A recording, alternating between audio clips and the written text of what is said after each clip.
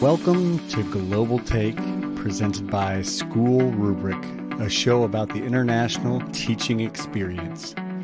Teaching internationally is one of the best decisions you can make as an educator. In this show, we will meet teachers and administrators from around the globe living and working internationally. Our hope is that their stories and experiences will inspire you to explore the world of education. We will learn about all aspects of international teaching, from becoming an international teacher to what countries are the best fit for you, to the challenges of being away from your home country.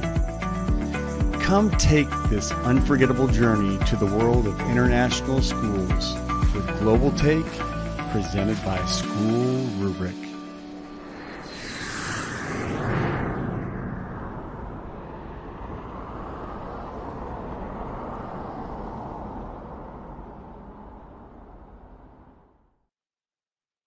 Hello, everybody, and welcome to this episode of Global Take. I'm Nick DeForest, and I'm back here with another episode focused on my new book, A Global Playbook. This is the fourth video interview, fourth chapter of the book. The book is made up of 6 chapters. We'll see them right there. There's core, commitment, care. We've talked about those before if you were with us. Today, we're focusing on culture. We'll get to that in a second. The book itself is published by SchoolRubric, which you're watching us on, so big thanks to SchoolRubric. And everyone who contributed to the book. We're going to highlight some of those people today. There's a few videos in this episode, and then we'll see the names of everyone who contributed to culture. But let's get started. With us today, we're going to bring him in, someone who introduced the section of culture and added to that. That's Martin. Here we are. Martin, welcome and thank you.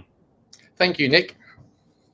All right. Well, Martin's joining us from Western Academy of Beijing over in China. Time difference, lockdowns, all sorts of different things. So I really appreciate you taking the time today. Not a problem. Happy to be here. Right. Great. Well, yeah, as I mentioned, you talked about the introduction, or you contributed to the intro section. And why don't you start us with just sharing a little bit about what you contributed and maybe why? Okay. When I arrived here at WAB, it was probably typical of many, many schools out there, but it was a very young school. The school had only just graduated its first grade 12 class, and they were looking to see where they're at. And they had sports programs and kids got involved in them, but interest varied greatly. The students were doing many different things. It wasn't channeled in any one direction, commitment-wise, as maybe one would like to hope.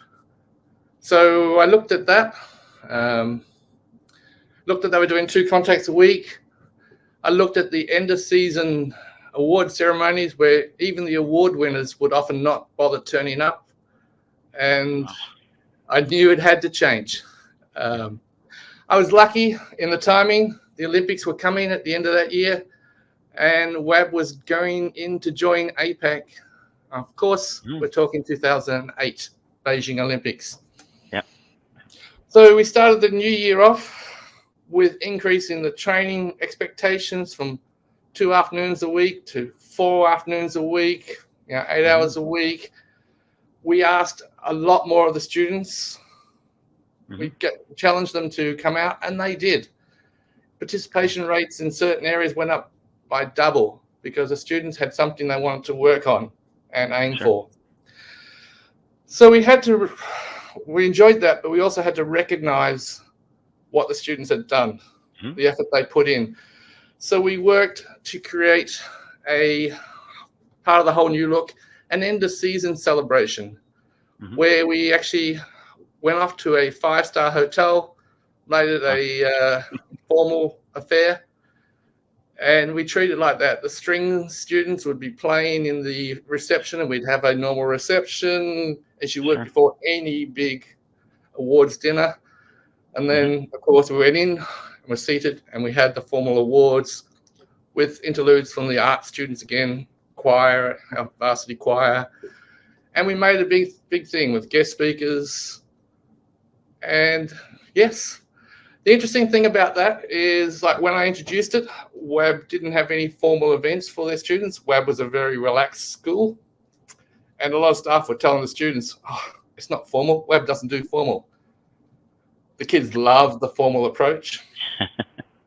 Another thing I did is I made it, you could only get a ticket to get into the event if you had represented the school in one of our different level of sports teams.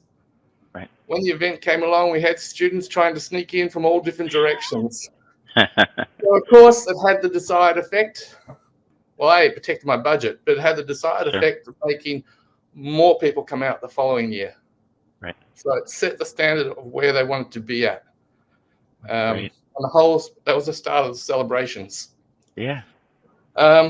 Those celebrations we took on to the idea to our other tournaments and festivals. So we bring in, if we had a big event, we'd obviously involve our art students, outside people, guest performers, acts for opening ceremonies or half times. Yeah. So it became community events, bringing people out. My favorite event of the year is WABX to the Max weekend in season 1. It's a 2-day event, and we use up all our facilities, and then every sport has a 2-day tournament, and there's art events in there as well. Yeah. And because everyone's coming and they're using all the facilities, there's literally hundreds of people here. In its heyday before COVID hit, we had like 16 schools and 700 kids taking part. Wow.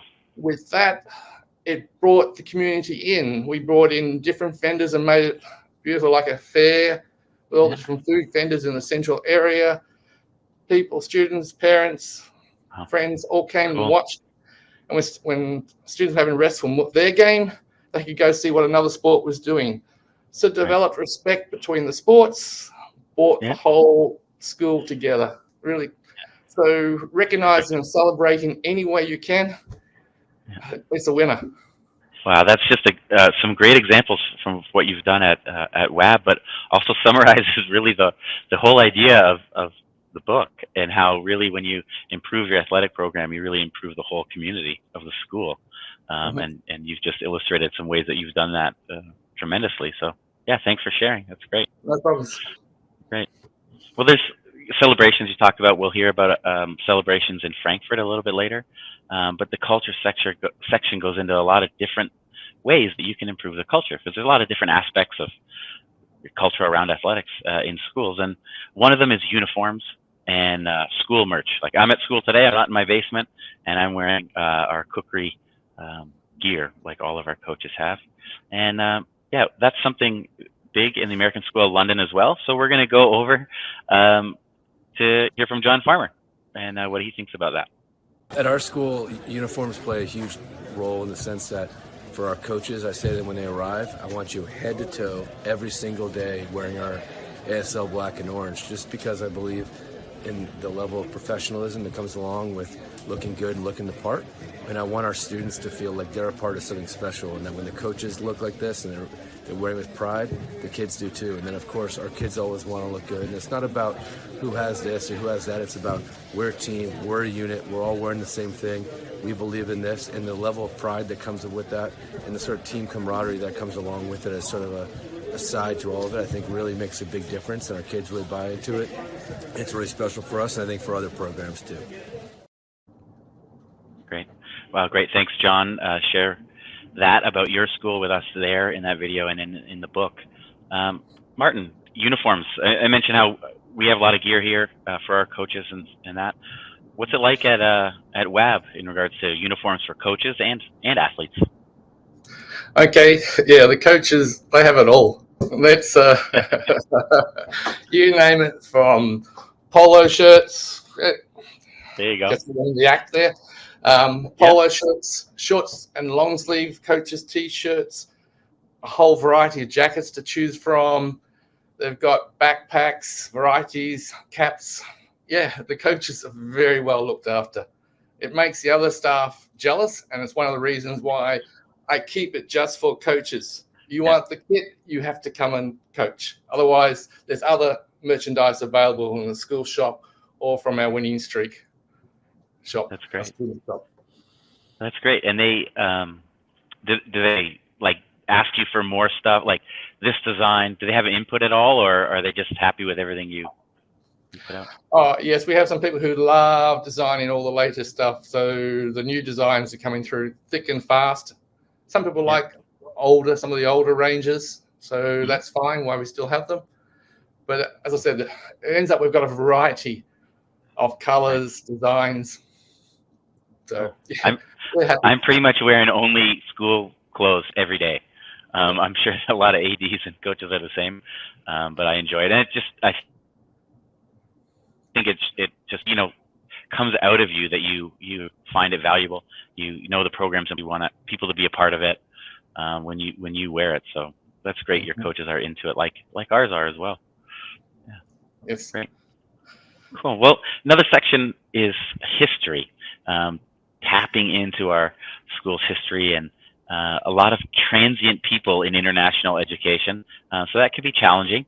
And the history section in the book is from Rick Floyd. He submitted to that. Rick Floyd was the AD in Kiev for many years. He's now in Norway. Unfortunately, couldn't stay in Kiev, obvious reasons. And he talked about dipping into the recent school history after the first Russian invasion to help build the culture and the history at his school. Because when he got there, there wasn't really anything. So I know WAB's been around for a long time. How do you use history to help improve or strengthen or just show how important the culture of athletics is? Yeah, I think there's a lot of ways you can use history. When I first arrived, I looked at what was going on in the school, the programs the students were interested in, even the service programs, to find out who they were. So we've used that knowledge, and I was very lucky here. Beijing had the Olympics in 2008, and of course, more recently, the Winter Olympics. That provide a great inspiration for getting students excited and involved and teaching what we want them to take away from sports, not just the skills, but all the other many aspects that really makes the programs so valuable to our community. WAB's mission, connect, inspire, challenge, make a difference, just blends itself so well to this approach. For an example, some of the legacy that we're still going from the Olympics, our high school run varsity tournaments involving international schools and Chinese schools. And obviously, we're trying to keep the Olympic message of friendship and fair play going, bringing the schools together.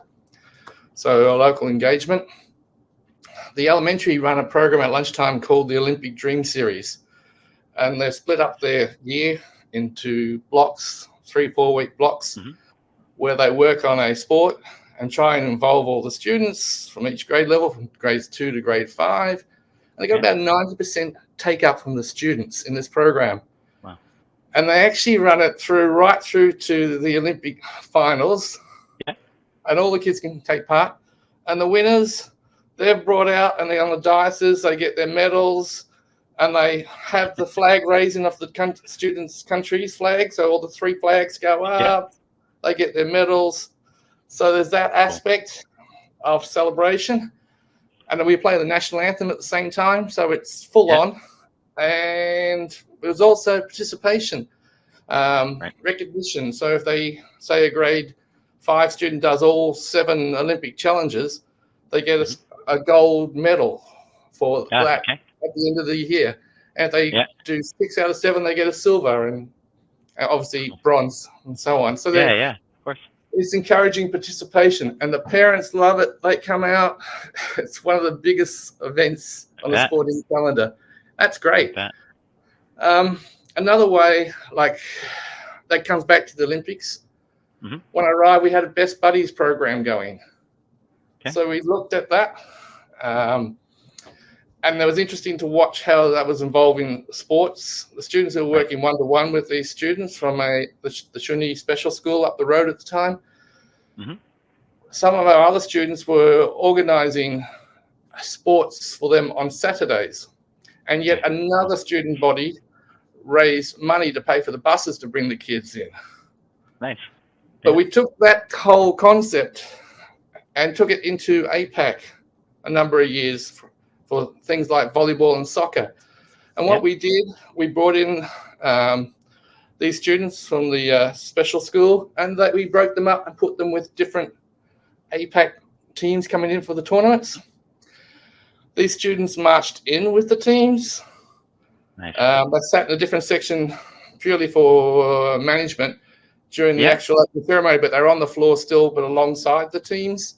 Mm-hmm. And after the opening ceremony, which is, as I said before, a real show, dancers, music, professional performances with a China engagement element. But these students then and the APAC students formed in mini games, which we played before the actual tournament first game got underway. So between the opening ceremony and before the first game. An example would be volleyball. Yep. We'd have 3 of the APAC students from that school on one side, and they'd have 3 of their students, so 6 there on a badminton court. Cool. And they play using a beach ball. Okay. Yeah.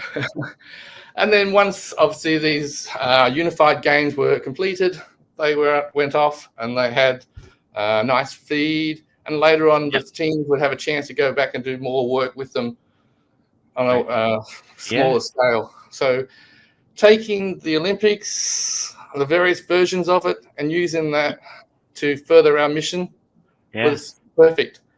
Yeah, and to continue that after not just the Olympic year, right? But you've continued it's still going on. Yeah, that's great. I mean, we have the more traditional stuff, and we're a big believer in looking at our history of our students, celebrating the achievements of our past students. We all have awards of varying descriptions, and these awards always keep evolving to suit the time. I know our sportsmanship evolved into spirit of sport over the years. Cool. With different criteria. But we display our winners, and like every team has 3 awards individually, and there's the school awards.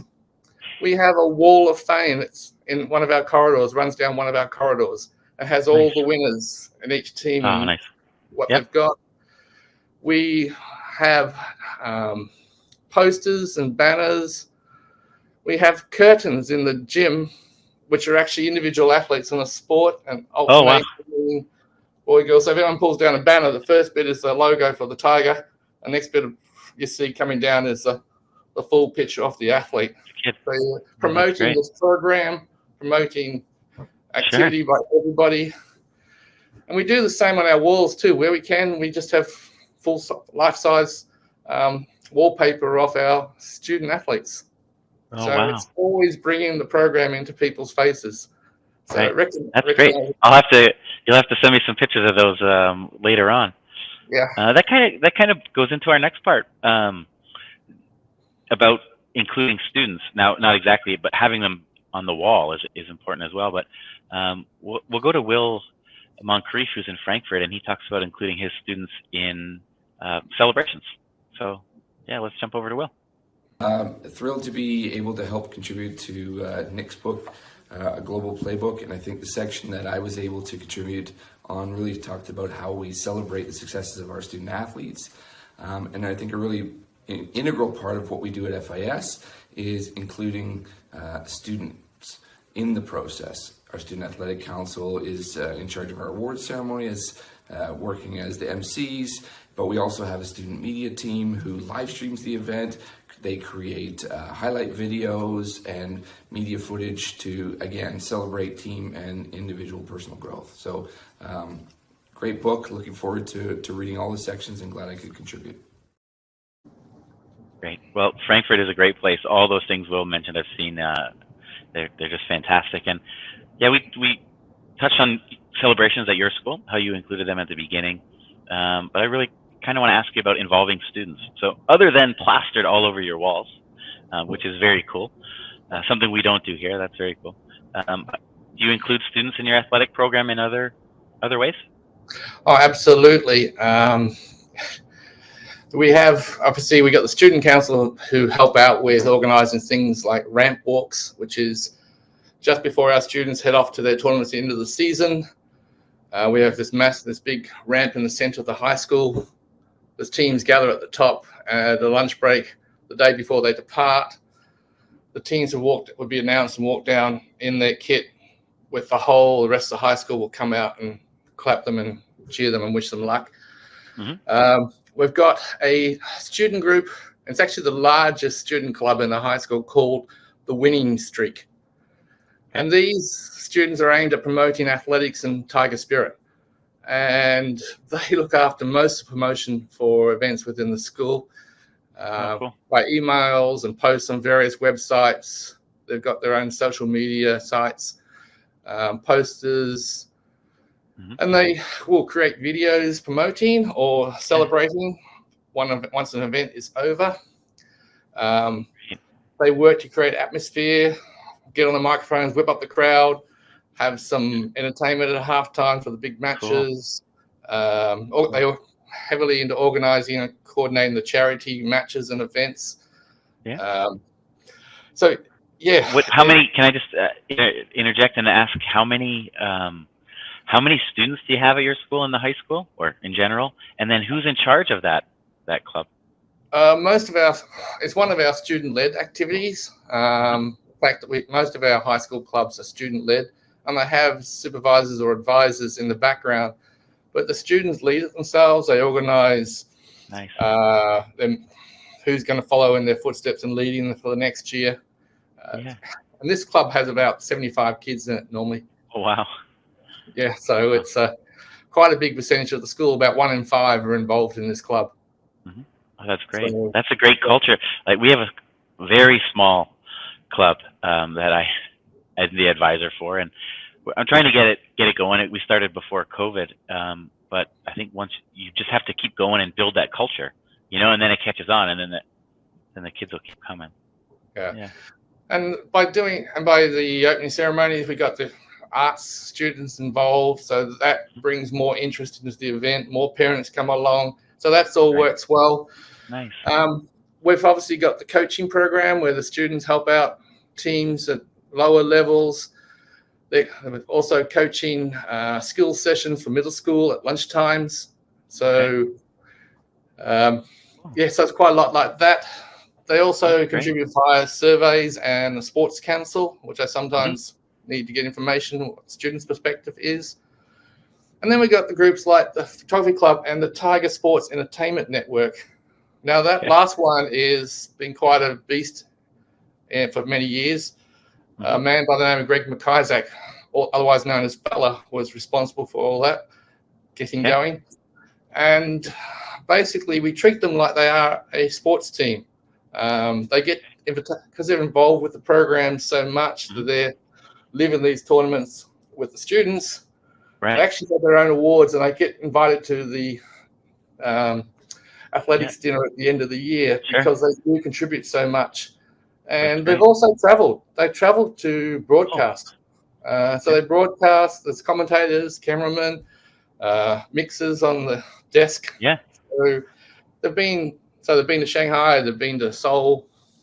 So if a school that you're going to compete at a tournament at doesn't have a live streaming crew, you've brought your. That's wow. And some of the you want to come to our school for a tournament? You can bring teams and the crew. And sometimes I've had big, amazing numbers, like 2,000 visits to the site a day in a tournament. So it's one way that we can reach out to. We set it up to bring in our families and extended families back in home countries, or people who can't make it on the day to a tournament, so everybody can share in it. And of course, we have the big display board on the field and the TVs around the school, which gets broadcast to. Oh, that's great. Yeah, some great stuff happening all around your school for years. So, Martin, it's great that you've shared it with us a little bit in the book, and even more now of all the things going on. So, I appreciate you. No problems. Hope there's something worthwhile. It is, right? Yeah, I think so many things. I've got a couple notes from just our chat right now about different things. So it's always great to connect and learn more about the different schools and what they do, right? Great. Correct. Great. Well, we heard from Will and we heard from John. I want to just show up the other contributors to this section on culture. If you want to pick up a Global Playbook, you would hear from Joe Ito, who's actually the only AD that's in the U.S. who contributed, but he's had a few stints overseas as well. Mo, Sean, Jason, John, and David, thank you guys all for contributing to this section. Yeah, Martin, again, thanks for having us on. Thanks for sharing, and hope to see you sometime soon. Yeah, thanks for your work, Nick. It's very much appreciated. All right. Take care.